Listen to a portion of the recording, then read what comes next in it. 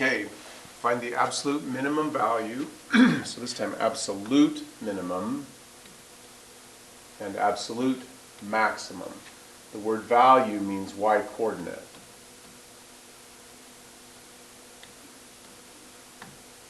Of g on the interval. Okay, so I have this box that I'm preparing to, I'm trying to find time to give you a extra set of a few notes that have kind of come up as we've been working on these videos, and since you can use more notes. So I have this box I've shown you before on the videos. The max and min, so this is basically just kind of a bigger version of the min-max theorem, which we discussed earlier this year. The AP test sometimes refers to it as a candidate's test. I shouldn't say the test refers to it. They've never used that word on the actual test, but on sometimes the scoring guides they use the word candidates. But anyway, the min-max of f, in this case g, so the min and max of g will occur at a critical or endpoint of g. This is also g of x over here. So I need to pay attention to g prime because, as it says on the second line right here, g, this would be g, has a critical point where g prime is equal to 0, or g prime is undefined. So I have in front of me the graph of g prime. So I write down g prime is equal to 0 when x equals -2, 2, 6, and 10.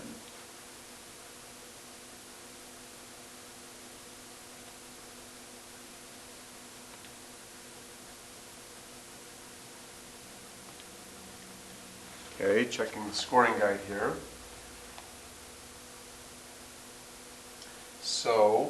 So far, they have given me 2 points for finding this.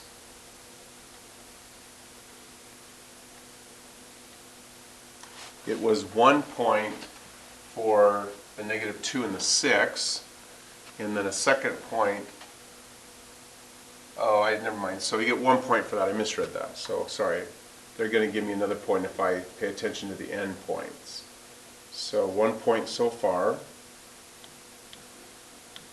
Okay. So I've done this, done this, done this. I have figured out where g prime is equal to 0. So I want to see if I can use increasing and decreasing statements. Well, let's see. This is a graph of g prime. So initially, g prime is, now one caution again. It's usually not too hard to get a point on these absolute min and max problems, but sometimes they finish quickly, sometimes they get really long. So I'm always a little on guard for how much time I want to spend on this. If it starts to feel like it's taking a long time, I'm going to skip forward and do other things first and then come back if I have time. But anyway, so initially g prime is negative, so g is going down. So we're going to make some statements here. So let's copy this over.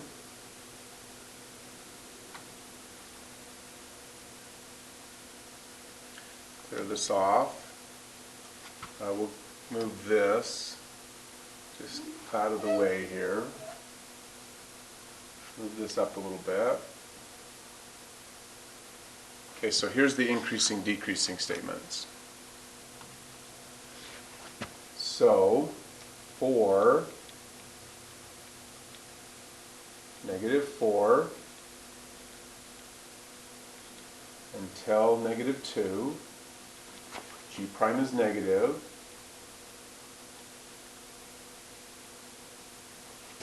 So, g is decreasing.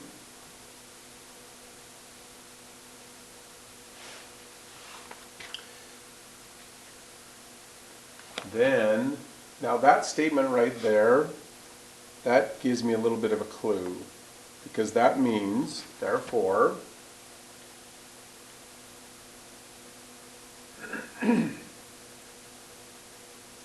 I can see this is going to take a while because it's going to involve integrals. But the good news is the integrals are going to be simple areas. So I'm going to take a different approach. Rather than writing out all these increases, so the idea of an increasing decreasing statement is, in some problems, the increasing decreasing statements will identify the correct answer very, very quickly. Like I have seen problems where you write something like this, which tells you G is going down initially because G is decreasing, and then your next statement says G is increasing. And in some problems, they're just looking for where that minimum occurs, and so the increasing and decreasing statements right away give you the location of the minimum. In this particular case, there's just too many places where G prime is switching from increase to decrease. Doesn't switch there, doesn't switch there, but it's just looking like a few too many places to check. So I'm not going to do it that way. So, changing my mind here, let's erase this. So this is exactly why I say I don't want to get bogged down doing an absolute min or max problem. It can take far too long. Okay, you've already identified that x equal 10 cannot be the answer because that's not a relative min or max. You have to justify to the grader that you're not going to pay attention to 2 either. So you can say at x equal 2, G prime doesn't. It's a really good example of a problem that just takes too long. Change positive to negative, or negative to positive. So G, not G prime, doesn't have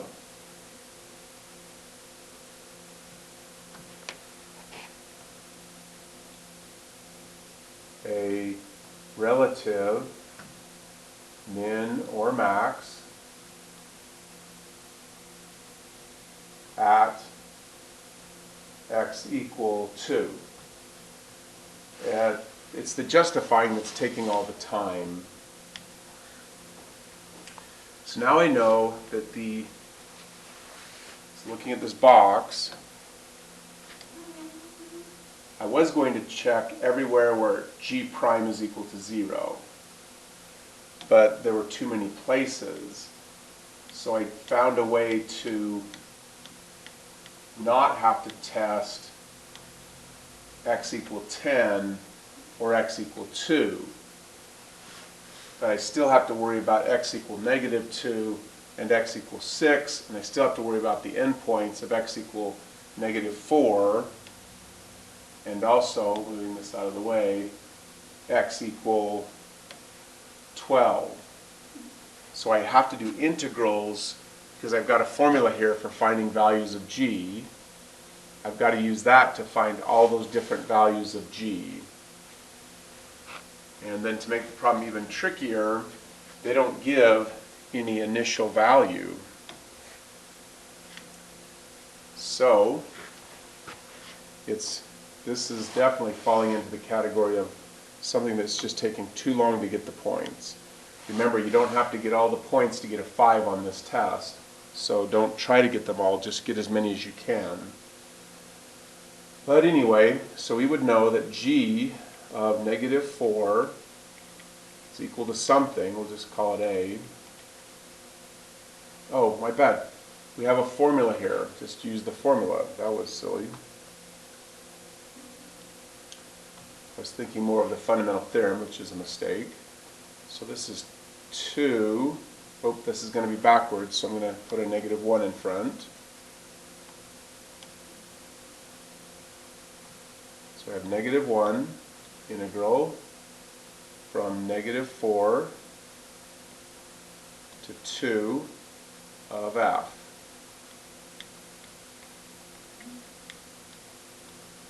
The good news is everything's symmetric.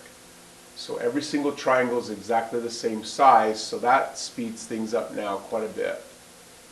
So every triangle is 2 by 4. 2 times 4 is 8.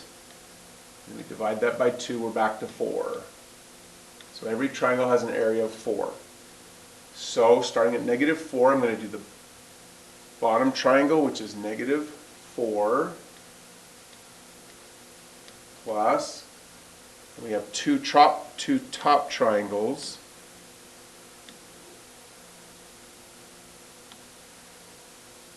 So that will be 8. That gets us from -4 all the way to 2. That's what that integral is. So that's 8. So that's 4. So I now know the value of g of -4. I have to find the others. So I have to go find g of -2. So that's going to be -1 times the integral from -2 to 2, because I had to switch it again. F of t dt. Now I'm going from -2, so I'm going from here to here. So that integral is 8. Now I go find g of 6. This time I don't have to switch the integral. 2 to 6.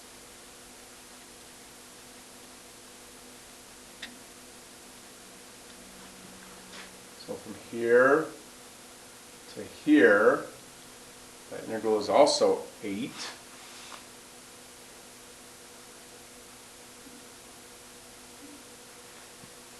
And then lastly, oh, see, got careless. I forgot the -1 right there. That's -8.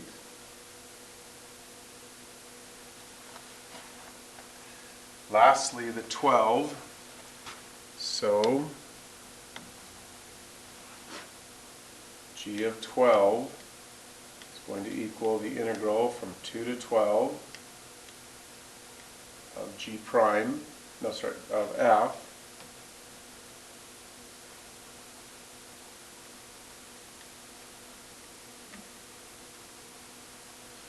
From 2 all the way to 12.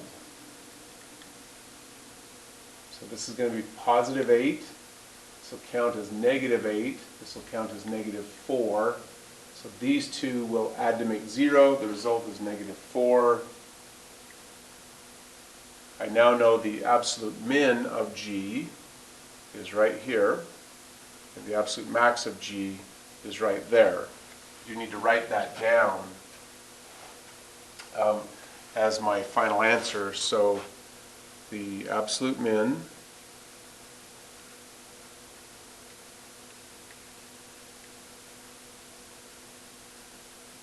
of g is g of -2 equals -8. And then similar wording, the absolute max, running out of room here, the absolute max of g is g of 6, which is equal to +8. The way they gave points for this, if you came up with the right answer, you get 1 point.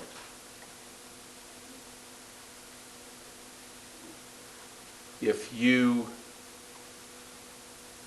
tell them that you know you need to check at least these 2 spots right here, you get 1 point. If you listed these 2, it's okay, there's nothing wrong with that. Then if you remember to do the integral for this point and this point, the end points, they gave you one more point. This problem's worth a total of 4.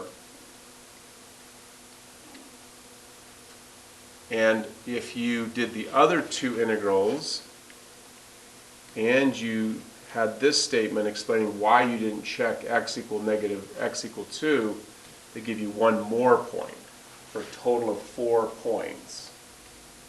That's kind of a rough problem. A lot of things to do to get those 4 points. So